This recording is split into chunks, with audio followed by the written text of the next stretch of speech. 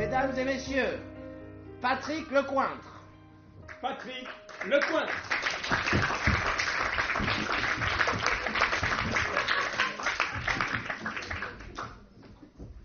C'est moi vous conter une histoire. C'était un matin d'automne, je marchais dans les rues. Les trottoirs étaient parsemés de feuilles tantôt dorées, tantôt pourpres. Il y avait une douce quiétude. Soudain, je me suis arrêté, j'étais arrivé à destination. Bienvenue au pays de l'absurde et des rêves. J'entre dans la boulangerie. Je voudrais une baguette et un gâteau financier, s'il vous plaît. Merci. Combien je dois? 4 €? Voilà un billet de 5 €.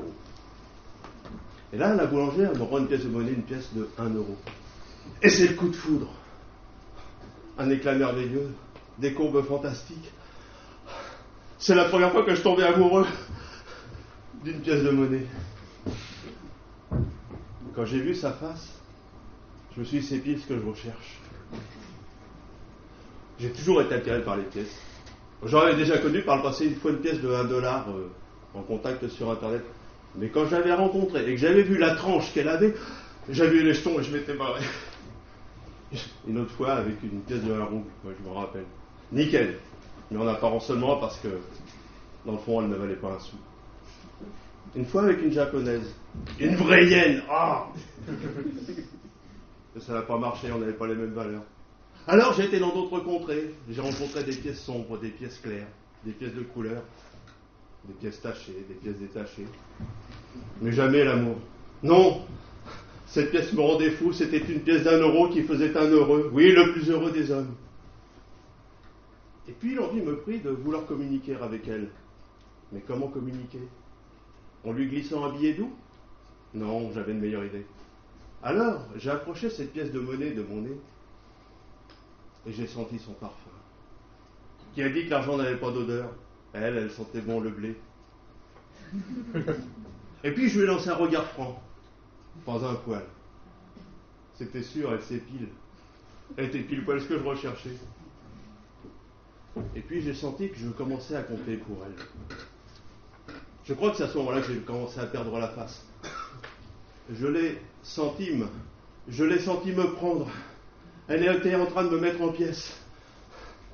La boulangère qui me connaissait bien m'a dit « Tout va bien, monsieur Louis ?» Alors j'ai fermé les yeux. Et j'ai dit « Oui, tout va bien.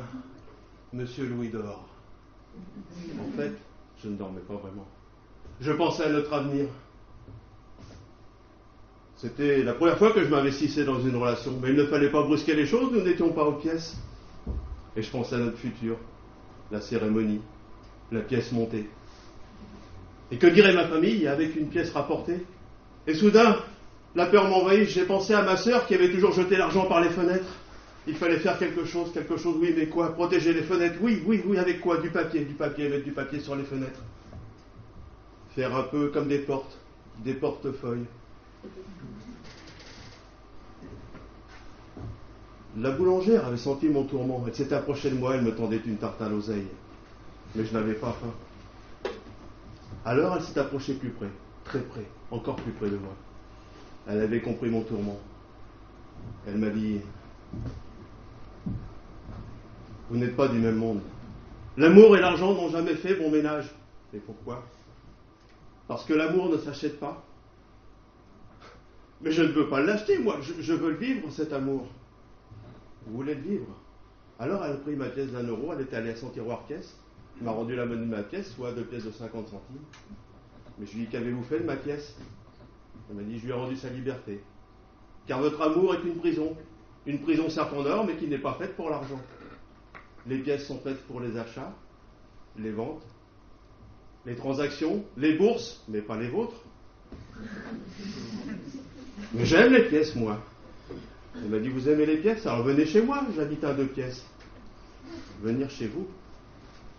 Alors, pour ne pas perdre la face et faire bonne figure, je lui ai donné une de mes 2 pièces, une pièce de 50 centimes. Et j'étais habité chez elle. Oh, la transaction peut vous paraître déséquilibrée, mais vous savez, les choses n'ont que la valeur qu'on veut bien leur donner. Et ce jour-là, nous nous étions offerts ce qui n'avait pas de prix. Car tout compte fait, l'amour, s'il ne coûte rien, il reste bien la plus grande est la plus belle richesse du monde. Merci.